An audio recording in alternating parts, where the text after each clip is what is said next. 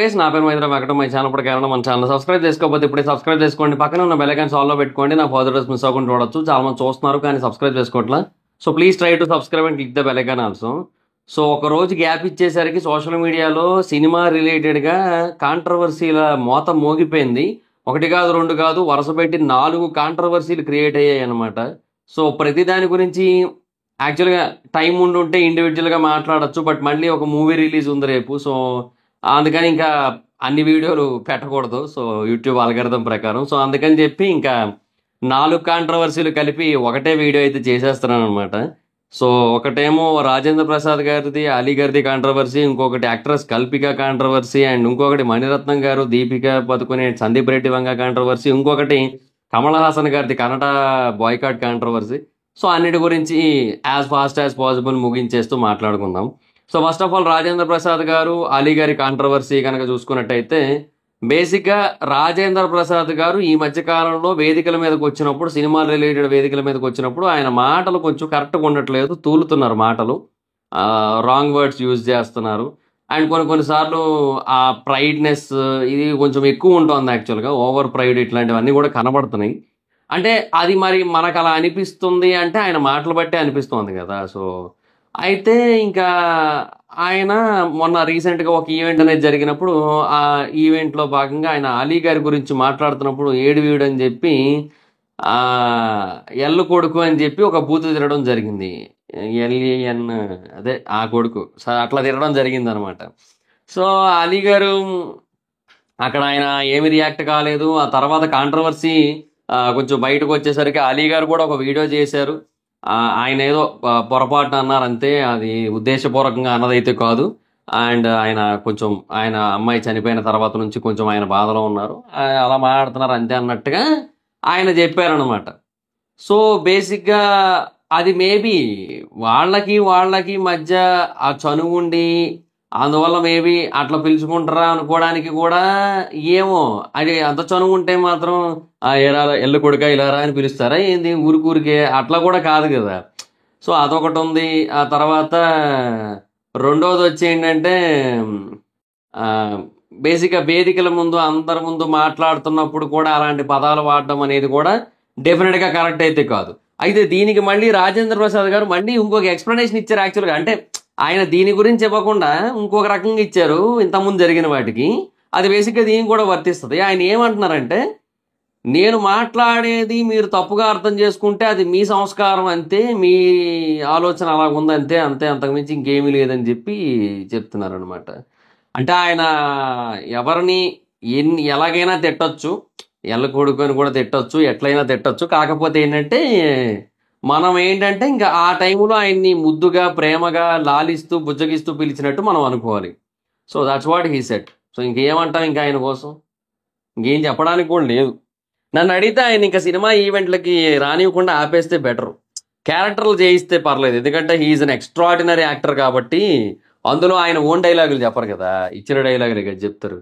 So అలా చెప్తారు కాబట్టి అది పెద్ద ప్రాబ్లం ఉండదు. సో అప్పుడు ఆయన సినిమాల్లో చేస్తారు. బికాజ్ ఆయన యాక్టింగ్కి పేరు పెట్టడానికి మనకెవరికి అసలు ఏమంటారు మాటల్లో సరిపోవు. అండ్ తర్వాత వేలు పెట్టి చూపించడానికి కూడా ఏం ఉండదు. ఆయన యాక్టింగ్లో ఒక్క చిన్న మైనస్ కూడా ఉండదు.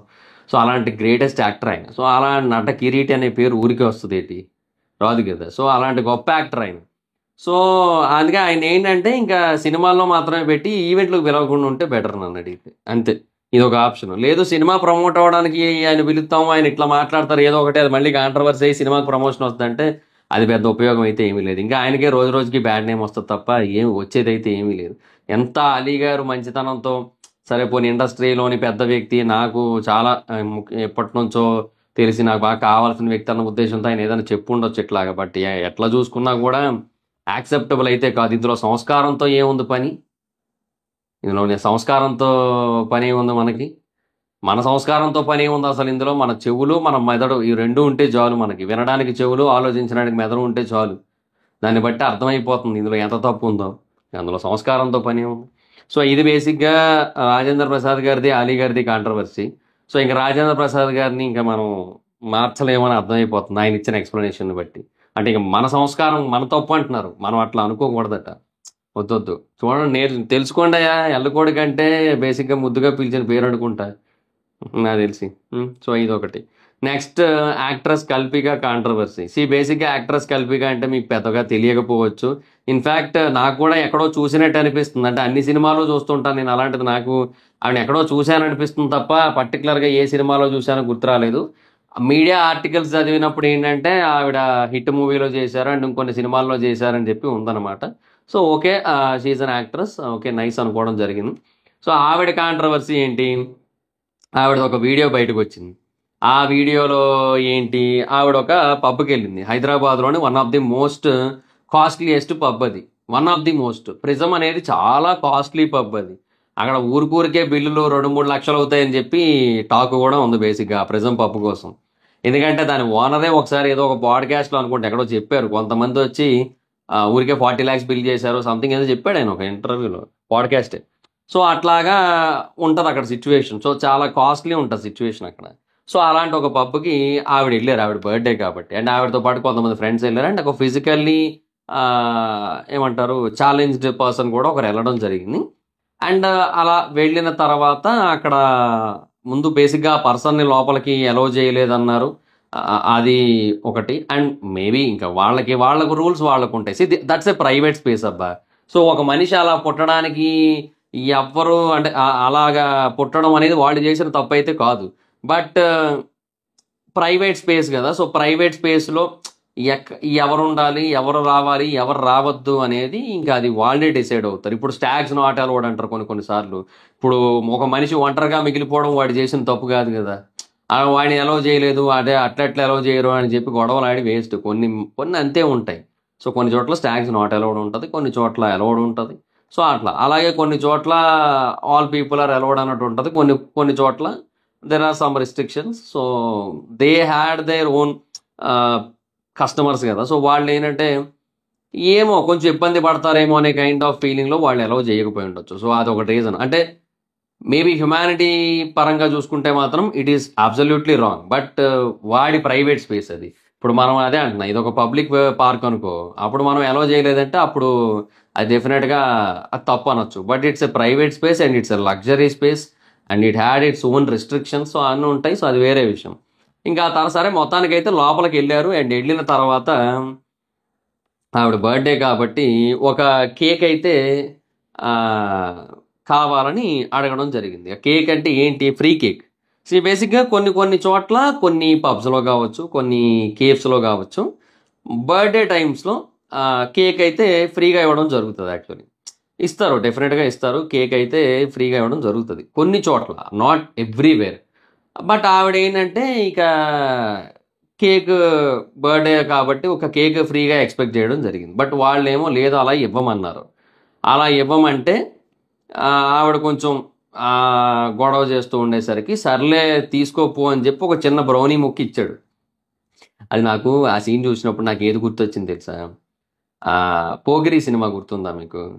ఆలీ గారు మళ్ళీ రెండోసారి బ్రహ్మానందం గారి దగ్గరికి వచ్చినప్పుడు బ్రహ్మానందం గారు ఈడితో మనకెందుకు వచ్చిందిలే, సర్లే ఏదో వేస్తే అయిపోద్ది కదా అని చెప్పి ఓ పావలా వేసి పండగ చేసుకుంటారు కదా. దీంతో ఏ పండగ చేసుకోవాలరా, రంజానా క్రిస్మస్ బక్రీద్ ఏం చేసుకోవాలి, ఏదో సంక్రాంత రంజానా క్రిస్మస్ ఏం చేసుకోవాలని అడుగుతుంది కదా. సేమ్ అట్లాగే ఒక బ్రౌనీ ఇచ్చి ఇదే ఫ్రీగా ఇవ్వగలం, ఇంతకంటే ఫ్రీ ఇవ్వలేము అని చెప్పేసరికి ఆవిడ అక్కడ హర్ట్ అయింది. ఆవిడ ఏమంటుంది, it's a matter of dignity, it's a matter of respect, it's a matter of that, it's a matter of this అని మాట్లాడతారు. కానీ but what ever it is, that is business. End of the day you went to the business place. ఇప్పుడు మీకు అంతకీ ఫ్రీగా కావాలంటే మీరు ఏదైనా ఒక ఆశ్రమానికో లేదంటే అన్నదానం జరిగేటప్పుడు ఏదైనా గుడికో లేదంటే అన్నా క్యాంటీన్లకో అట్లా ఏమైనా వెళ్తే మేబీ అక్కడ కూడా ఉంటాయి. ఇప్పుడు ఏమంటారు ₹5 భోజనాలు ఉంటాయి అక్కడ కూడా. ఇప్పుడు ఉన్నాయో లేదో మరి, ఏమో అయితే చాలా వరకు ఉంటాయి హైదరాబాద్లో కూడా. సో అట్లాంటి వాటికి ఏదైనా వెళ్ళి అక్కడ మేబీ కొంచెం ఎక్స్పెక్ట్ చేయొచ్చు. అన్నా క్యాంటీన్లో కూడా మళ్ళీ ₹5 పెట్టాలి. అది కూడా ఫ్రీ కాదు యాక్చువల్గా, ₹5 పెట్టాలి. సో నాది బర్త్డే నాకు ఫ్రీగా ఇవ్వండి అంటే అవ్వదు అక్కడైనా సరే. ఏదో అన్నదానాలు ఇట్లాంటి చోటుకి వెళ్తే బెటర్ నన్ను అడిగితే. సో ఏదైనా ఫ్రీగా కావాలంటే ఈ భూమి మీద ఎవరు ఏది ఫ్రీగా ఇవ్వరు, ప్రతిదీ కూడా మనం సంపాదించుకోవాలి. అది మన బర్త్డే కేక్ అయినా లేదంటే రెస్పెక్ట్ అయినా ఏదైనా సరే వీ హ్యావ్ టు ఎర్న్. ఏది కూడా ఫ్రీగా రాదు, అది గుర్తుపెట్టుకుంటే బాగుంటుంది. ఇంకా ఆ తర్వాత ఆవిడ బిల్లు ఇస్తుంటేనేమో ఆ బిల్లు నలిపేసి కింద పడేసి, ఆ తర్వాత మొత్తం గోల గోల చేసి, ఆ బిల్లు కట్టకుండా తప్పించుకోవడానికి ఏదో చేసిన హడావిడిలాగా ఉందని చెప్పి అందరూ అనుకొని, తర్వాత మీడియా వాళ్ళు వస్తే మీడియా వాళ్ళు కూడా మీడియా వాళ్ళతో కూడా అట్లాగే బిహేవ్ చేసి ఆవిడ పోలీసులు పిలిచింది. పోలీసులు పిలిస్తే వాళ్ళు ఏమన్నారు, వాళ్ళు కూడా ఈవిడదే తప్పు అన్నారు. మరి ఆబ్వియస్లీ అంతే కదా. అంటే అప్పుడు బేసిక్గా ఆ టైంలో కొంతమందికి బ్రెయిన్ పనిచేయదు. బ్రెయిన్ పని చేసిన వాళ్ళందరికీ ఏమనిపిస్తుంది, ఆవిడదే తప్పు అనిపిస్తుంది. బ్రెయిన్ ఎవరికి పని చేయదు, ఆవిడకి పని చేయదు ఆ టైంకి, అంతే. మిగతా వాళ్ళందరికీ బాగానే పనిచేస్తుంది. So that is the problem, అంతే. సో ఇప్పుడు ఇట్లా జరిగింది. ఇట్లా జరగడం వల్ల ఏంటంటే ఇక ఒక ఒక చిన్న ఇష్యూ లాగా క్రియేట్ అయింది ఆ టైంలో. సో ఈ ఎంటైర్ ఇష్యూలో అయితే క్లియర్గా ఆవిడ తప్పే కనబడుతోంది. ఒక బిజినెస్ లొకేషన్కి మనం వెళ్తున్నప్పుడు అక్కడ ఫస్ట్ ఆఫ్ ఆల్ అక్కడ ఫ్రీగా ఇస్తారా లేదా అనేది కొంచెం తెలుసుకోవాల్సి ఉంటుంది అనమాట. ఎంత కొంచెం నౌన్ పీపుల్, కొంచెం ఇన్ఫ్లుయెన్సర్స్ ఇట్లా అయినంత మాత్రాన మీకు ప్రతిదీ కూడా ఫ్రీగా ఇచ్చేయాలంటే అవ్వదు కదా. So you have to pay for what ever you eat, what ever you take. So డెఫినెట్గా అక్కడైతే మాత్రం ఆవిడదే మిస్టేక్ అయితే కనబడుతుంది. అండ్ కొంచెం ఆ డ్రింకింగ్ ఏమంటారు, మత్తులో కూడా, ఆ తాగిన మత్తులో కూడా కొంచెం ఆవిడ బిహేవ్ చేసినట్టు అనిపించింది. బికాస్ అంటే based on her language and based on her body language and behaviour and everything. So అట్లాగా అలా మాట్లాడడం జరిగిందనమాట. సో అది సిచ్యువేషన్. సో కేకు పెట్టలేము నాకు. జాతిరత్నాలు, నాకైతే అదే గుర్తొచ్చింది నాకు. సో అది ఆవిడ కాంట్రవర్సీ. ఇంకా మూడోది, మణిరత్నం గారు దీపికా పదుకుని సపోర్ట్ చేశారు. సందీప్ రెడ్డి వంగ గారు దీపికా పదుకునే ఇష్యూ ఏదైతే ఉందో దాంట్లో.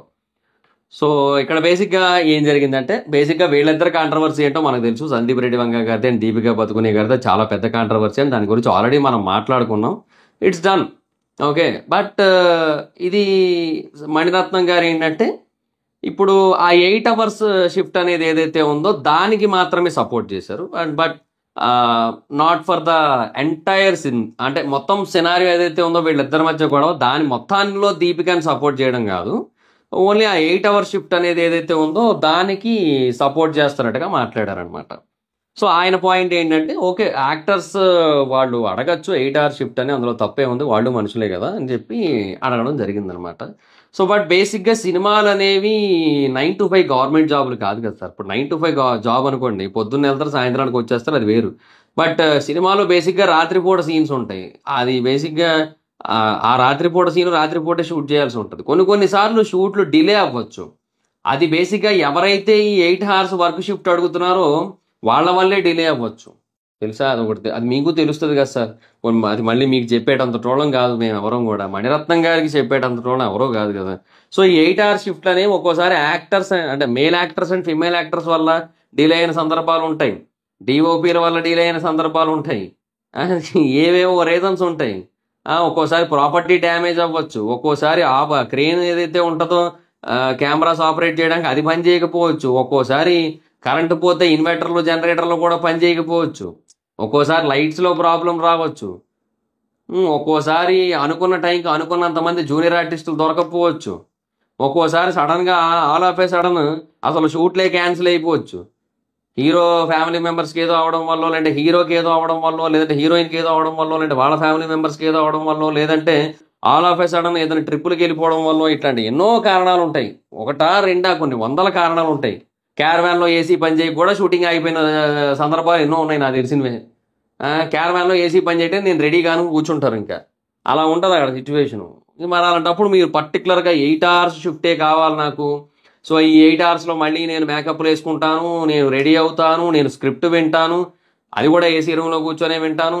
తర్వాత నాకు మళ్ళీ ఒక సెపరేట్ డైట్ ఉంటుంది. Obviously that's for everything. Diet అనేది అందరికీ ఉంటుంది, ఎందుకంటే హీరోయిన్స్ అయినా హీరోస్ అయినా అందరూ డైట్ మెయింటైన్ చేస్తారు. సో ఆ డైట్ కోసం మళ్ళీ సెపరేట్గా కొన్ని ఇంకొంచెం టైం తీసుకుంటాను. మధ్య మధ్యలో షూట్లో బ్రేక్స్ ఉంటాయి, ఎవ్రీథింగ్ ఉంటుంది ప్రతిదీ. సో 8 అవర్స్ షూట్ అంటాను, 8 అవర్స్ షిఫ్ట్ అంటాను, 5 గంటలు పని చేస్తాను. ఆ 5 గంటల్లో కూడా కొన్ని నాకు తగ్గట్టుగా నాకు నచ్చినట్టుగా ఉండాలి. ఎందుకంటే ఇప్పుడు నేను ఓన్లీ హిందీయే మాట్లాడతాను, నేను తెలుగు మాట్లాడను, నేను తెలుగులో డైలాగులు చెప్పను. సో ఇట్లాంటివి ఎన్నో చెబుతూ కూర్చుంటే డెఫినెట్గా అదైతే కరెక్ట్ కాదు. సో ఈ 8 అవర్స్ షిఫ్ట్ ఏదైతే ఉందో దాన్ని ఎలాంటి మనుషులు డిమాండ్ చేయొచ్చు తెలుసా. బేసిక్గా 2024 సంవత్సరంలో మొత్తం అందరికంటే హైయెస్ట్గా షూటింగ్స్లో పార్టిసిపేట్ చేసిన యాక్టర్ ఎవరైనా ఉన్నారంటే ప్రభాస్ గారే.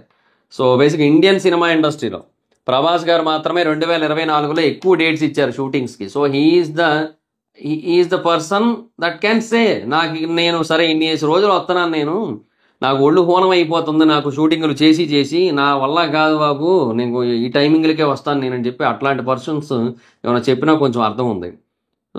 మధ్య మధ్యలో భారీ బ్రేకులు ఎలాగ తీసుకుంటానే ఉన్నారు కదా. అట్లాంటప్పుడు మరి ఇంకా అంటే మేబీ మదర్ అనే కాన్సెప్ట్ని మనం ఎవరైనా యాక్సెప్ట్ చేస్తాం. యాజ్ ఎ మదర్గా షీఈ్ ఆస్కింగ్ దట్ అంటే అది వేరు.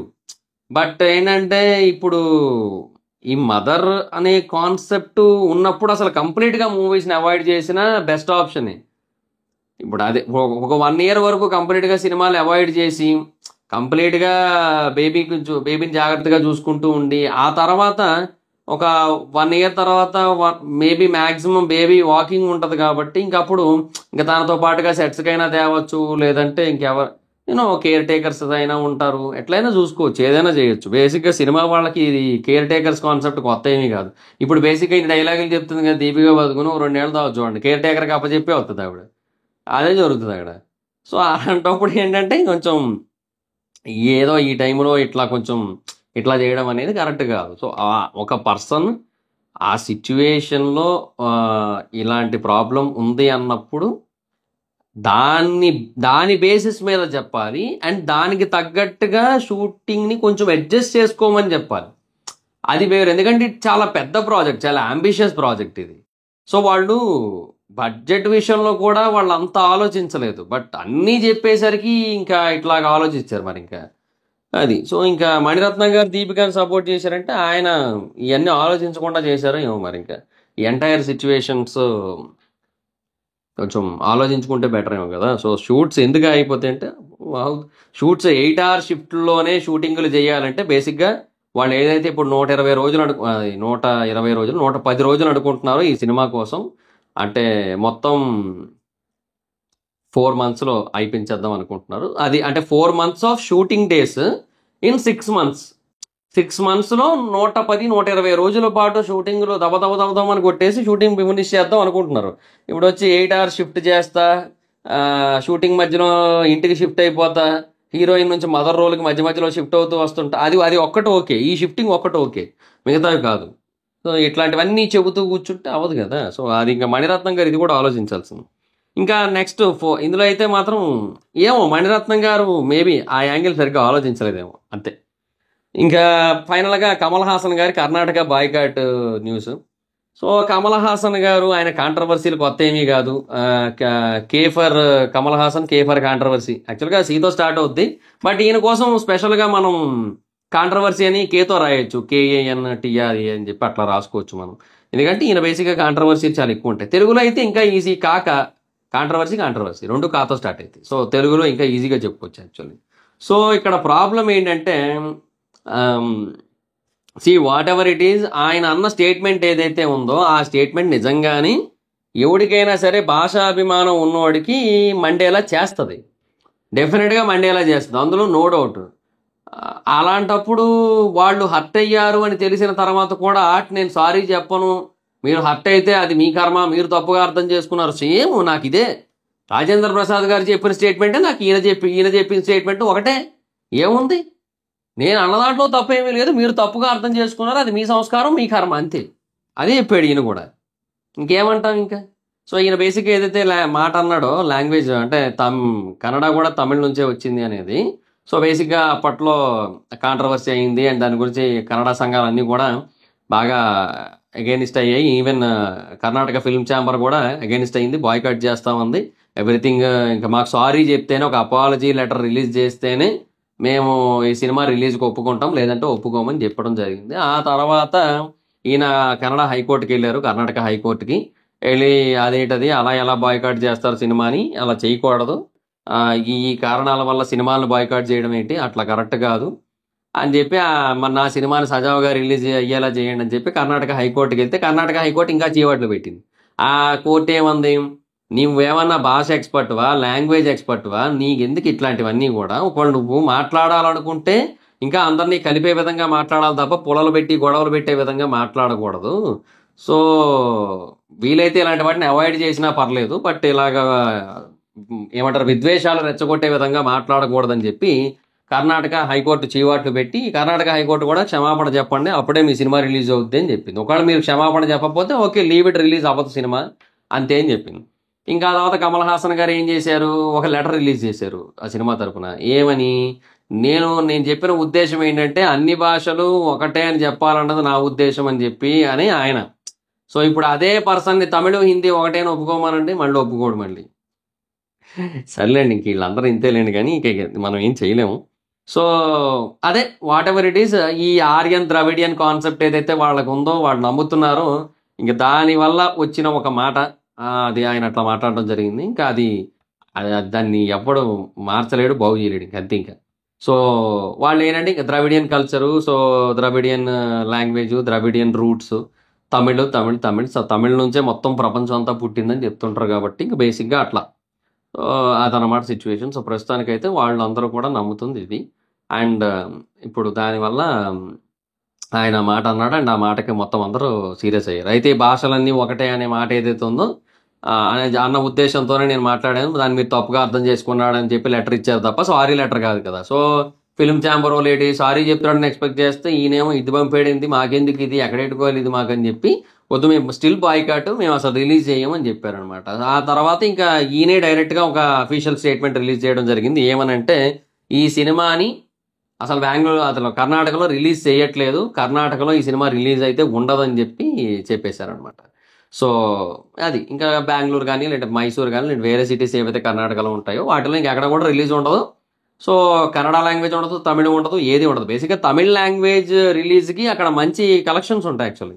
ఎందుకంటే బేసిక్గా నేను ఆ మధ్యకాలంలో పుష్ప 2 టైంలో వీళ్ళు కన్నడ వాళ్ళు ఈ పుష్ప 2 గురించి మాట్లాడుతూ ఉంటే వాళ్ళు అసలు చూడరు కదా కన్నడ లాంగ్వేజ్లో, ఇంకేముందంటే అప్పుడు నాకు వాళ్ళలో చాలామంది ఇచ్చిన ఎక్స్ప్లెనేషన్ ఏంటంటే కన్నడ వాళ్ళు బేసిక్గా తెలుగు సినిమాలు తెలుగులో, తమిళ సినిమాలు తమిళ్లో చూస్తారంట. ఎందుకంటే వాళ్ళకి ఆ 2 భాషలు అర్థమైపోతే అట్ ద సేమ్ టైం వాళ్ళు ఎన్నో ఏళ్ళుగా సినిమాలు చూస్తూ వస్తున్నారు, అందువల్ల వాళ్ళు ఆ భాషల్లో చూడడానికి ఇంట్రెస్ట్ చూపిస్తారు. సో ఇప్పుడు కమల్ హాసన్ గారి సినిమాని స్ట్రైట్ అవుట్ తమిళ్లో చూడడానికి కన్నడ వాళ్ళు ఇష్టపడతారు. అండ్ తమిళనాడు పీపుల్ చాలామంది, చెన్నైకి చెందిన వాళ్ళు కానీ లేదంటే పాండిచేరి వేరే ప్రాంతాలకు చెందిన వాళ్ళందరూ కూడా వెళ్ళి బెంగళూరులో జాబులు చేస్తున్న వాళ్ళు ఉంటారు కదా. సో వాళ్ళు కూడా ఏంటంటే ఇప్పుడు ఇలాగే చూడడానికి ఇష్టపడతారు కదా తమిళ్లో. సో ఆ వెర్షన్కి డెఫినెట్గా అక్కడ మంచి కలెక్షన్స్ అయితే ఉంటాయి. సో అరౌండ్ ఒక 15 కోట్ల నుంచి ఒక 16-18 ఆ రేంజ్లో కలెక్షన్స్ అయితే రావచ్చు అనే ఎస్టిమేషన్ అయితే ఉంది. సో ఇప్పుడు అవన్నీ కూడా పోయినట్టే అనమాట.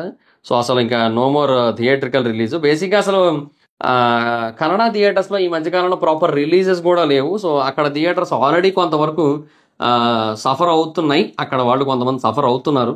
సో ఆల్రెడీ ఇట్లా నడుస్తున్న టైంలో మళ్ళీ ఇంక ఇట్లా జరగడం అనేది వాళ్ళకి దెబ్బే, ఇంక ఇటు కమల్ హాసన్ గారికి అండ్ ఈ సినిమా ప్రొడ్యూసర్కి కూడా దెబ్బే అనమాట. సో అది ఇక్కడ వచ్చిన మెయిన్ బిగ్గెస్ట్ ప్రాబ్లం అంతా కూడా.